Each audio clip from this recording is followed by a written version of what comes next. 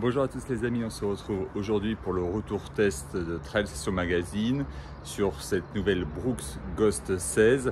Alors effectivement, comment vous dire, je pense qu'on est simplement sur une des chaussures les plus populaires du running et de la marque Brooks, et donc c'est effectivement mon retour test que je vais vous transmettre. Globalement, moi je trouve que cette chaussure, par rapport au modèle 15 qu'on avait pu voir et revoir un peu partout, je trouve une vraie mise à jour, on va appeler ça comme ça, par rapport à cette basket qui m'a dans son ensemble beaucoup plu. J'avais pas l'habitude forcément de courir avec ce type de marque au pied, je vous l'avais déjà dit lors d'un sujet précédent, mais c'est vrai que c'est une belle surprise. Je comprends même maintenant pourquoi c'est une des chaussures les plus populaires. Alors moi je dirais que c'est une chaussure qui est assez intéressante, voire très intéressante dans le training. Pourquoi? Parce que on a une chaussure qui est très légère, un peu plus légère d'ailleurs que la version précédente, notamment grâce à sa mousse et à l'injection d'azote qu'on a ici dans la partie intermédiaire de cette mousse, avec cette nouvelle technologie, donc une technologie qui s'appelle DNA Loft V3, donc c'est la troisième version de cette injection d'azote dans la semelle, ce qui fait une mousse assez douce finalement. On a, on le voit, quelque chose d'assez sobre aussi en termes de basket, même si on a un peu des coloris assez pop, et ça moi j'aime bien, vous le savez, ça attire l'œil, donc c'est vraiment intéressant. Après on a un mesh hyper respirant devant. Je vous avoue que j'avais un petit peu peur de la qualité du mesh et de sa durabilité. On peut voir qu'à travers justement le test que j'ai réalisé là depuis quelques semaines, voire même un mois, j'ai aucune trace d'usure sur le mesh, et pourtant je les ai pas mal utilisés. Donc franchement là on a quelque chose qui paraît plutôt costaud. Je pense que ça risque de durer pas mal dans le temps, et ça c'est plutôt intéressant. En plus j'aime bien le design, la partie noire qui va en dégradé et qui va devenir gris à côté. On a un petit renfort à l'intérieur sur l'avant-pied également.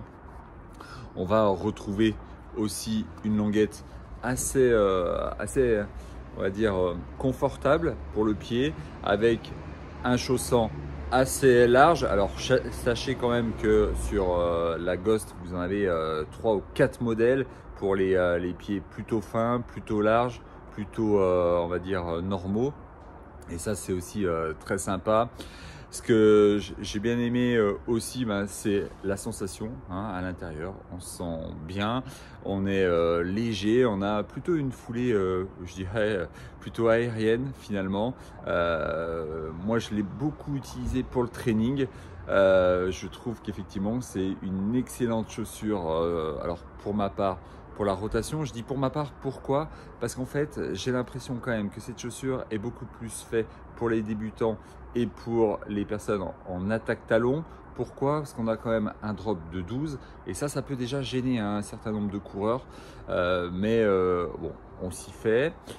Pour les débutants, c'est très bon parce que l'amorti est très présent et très bien, et donc vous allez être vraiment super confortable dedans, et vous allez pouvoir aller loin dans vos séances d'entraînement. Également, moi je la porterai, je pense, jusqu'au semi-marathon cette chaussure, voilà, avec justement l'amorti qui est le sien. Et moi je trouve également qu'au niveau du renfort, au niveau du talon, de la tige, c'est bien construit, c'est propre. La semelle, elle est comme ceci, donc on voit effectivement que au niveau adhérence, ça tient vraiment bien la route, que ce soit sur sol sec mais également sur sol humide. Ça aussi c'est vraiment important, donc il faut le souligner. Je trouve également qu'on a une chaussure avec un excellent rapport qualité-prix. C'est une chaussure qui sort dans le commerce à 150 € quand vous n'avez pas de promotion. Je pense qu'effectivement c'est le bon prix par rapport à d'autres marques. Vous avez quelque chose de costaud, de durable, de confortable, de vraiment très polyvalent. Ça c'est intéressant. Vous pouvez l'utiliser sur des runs en chemin si c'est pas trop technique, sur la route, donc ça c'est vraiment bien. Et moi je dirais également le petit côté, la touche aussi intéressante, c'est qu'elle est dite éco-responsable. Pourquoi éco-responsable? Parce qu'elle a été créée avec 60% de matériaux recyclés, avec, je vous le disais, son mesh vegan, justement toute la partie silicium également qui a été intégrée dans cette chaussure. On le voit, on a quelque chose de qualité et d'éco-responsable, donc ça c'est plutôt une belle prouesse.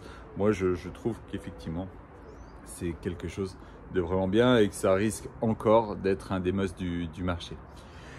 Pour tout le reste, hein, n'hésitez pas, si vous préférez tout à fait ma prose, de lire l'article que vous allez avoir sur Transition Magazine, hein, sur le blog. Et puis sinon, je vous dis à très vite. N'hésitez pas à nous dire hein, si vous connaissez ces chaussures, j'imagine que oui. Et puis surtout, si voilà, ce que vous en avez vous pensé de votre côté, ça nous aide effectivement à faire grandir la communauté. Je vous dis à très vite et on the road again!